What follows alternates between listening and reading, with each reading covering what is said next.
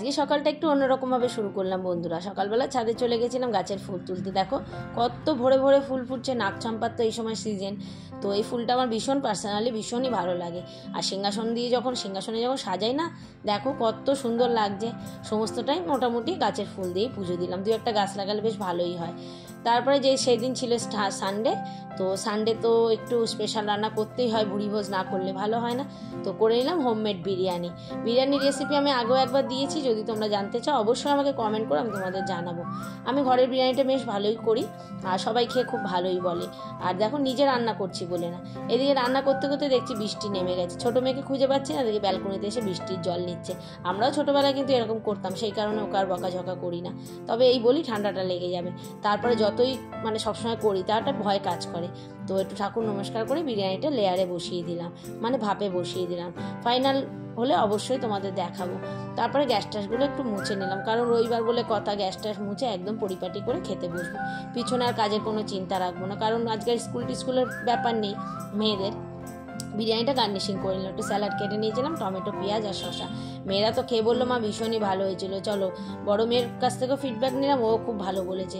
প্রদীপ যেহেতু এখনো আসেনি, তো ও আস্তে আস্তে আমাদের খিদেও পেয়ে গেছিলো, অনেকটা বেলাও হয়ে গেছে। দেখো কি সুন্দর হয়েছে, আমি আর হাত মুখ দেওয়ার সময় পাইনি, রান্না সেরেই খেতে বসে গেছি। এত সুন্দর গন্ধ বেরিয়েছে। বিকেলবেলা ভাবলাম চলো একটু কটা কাজ আছে, একটু করে আসি, সেই কাজগুলো পেন্ডিং রয়েছে, করাই হচ্ছে না। আজ যাবো কাল যাবো করতে করতে কালেই ধরেছে এই আর কি। বাইরে হচ্ছিল বৃষ্টি, আর বাইরে যেহেতু বেরাই না, দেখো কত আশেপাশে নতুন যেহেতু পুজো, এবার নতুন পুজো বলছি, সরি, পুজো সামনে নতুন নতুন অনেক দোকান খুলেছে।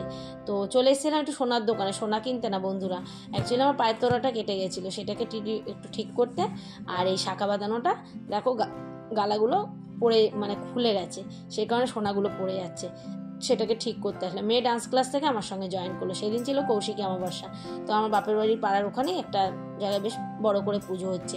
কিন্তু রাস্তায় বেরিয়ে দেখছি পুরো পুজো ফিল হচ্ছে, এত লাইট দেখে মনে হচ্ছে দুর্গা পুজোই একদম দোরগোড়ায়, যদিও দোরগোড়ায় একদম মা দুর্গা আসছে আমাদের কাছে।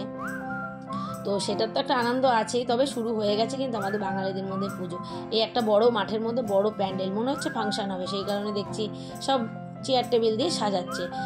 তো ঠাকুরকে একটু দর্শন করে তোমাদের একটু দর্শন দিয়ে আমি চলে গেলাম ডাল্লাপে গিয়ে আগে একটু চা খেয়ে নিলাম, কারণ চাটা না খেলে না মাথা ধরেছে। আর এই দোকানের চা ভীষণই ভালো করে, যে খাবে একবার সে প্রেমে পড়ে যাবে এই দোকানের চা। তো তোমরা যদি ডাল্লাপে পাশাপাশি থেকে থাকো অবশ্যই ট্রাই করো। চলে গেছিলাম তবে একটু কেনাকাটি করতে, পুজোর সামনে যেহেতু চুড়িদারের পিস কিনতে। এবছর আমার পাটিয়ালা পরার খুব ইচ্ছা হয়েছে, মেয়ের জন্য আমার জন্য একটু পাটিয়ালা পিস নিলাম, একটা ব্লাউজের পিস নিলাম।